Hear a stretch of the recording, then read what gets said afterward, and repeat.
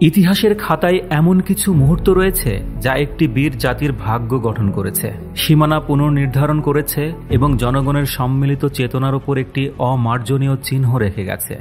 20 শতকের গোড়ার দিকে ভারতের স্বাধীনতা সংগ্রামের কানাগলিতে এমন একটি গুরুত্বপূর্ণ অধ্যায় উন্মোচিত হয়েছিল যখন ব্রিটিশ রাজ একটি দুর্ভাগ্যজনক সিদ্ধান্ত নিয়েছিল যা চিরতরে বাংলার ভাগ্যের গতিপথ পরিবর্তন করে দিয়েছিল।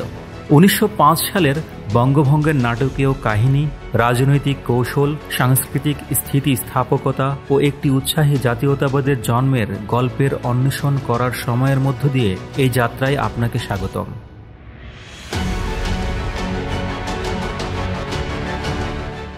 বাংলার রাজনৈতিক ইতিহাসে বঙ্গভঙ্গের প্রভাব ছিল সুদূর প্রসারী। 1905 সালে বঙ্গভঙ্গকে কেন্দ্র করে বাংলার পূর্বাংশে অভিজাত হিন্দু ও মুসলমানদের সম্প্রীতি নষ্ট হতে শুরু করে।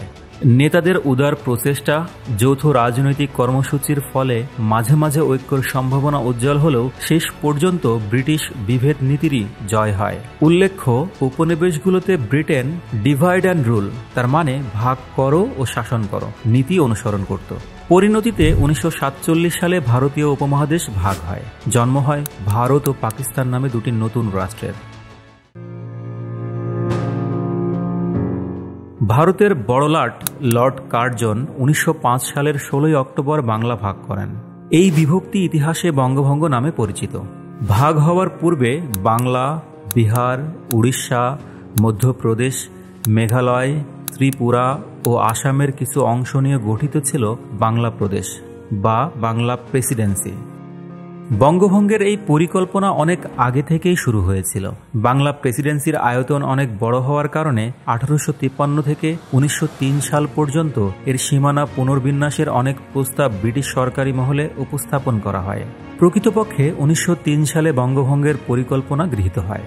1904 সালে ভারত সচিব এটি অনুমোদন করেন এবং 1905 সালের জুলাই মাসে বঙ্গভঙ্গের পরিকল্পনা প্রকাশিত হয়।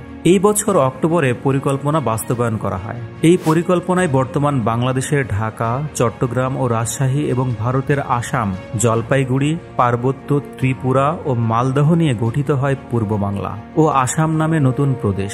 প্রদেশের রাজধানী হয় ঢাকা। অপরপক্ষে পশ্চিম বাংলা, বিহার, উড়িষ্যা নিয়ে গঠিত হয় পশ্চিম বাংলা প্রদেশ, যার রাজধানী হয় কলকাতা।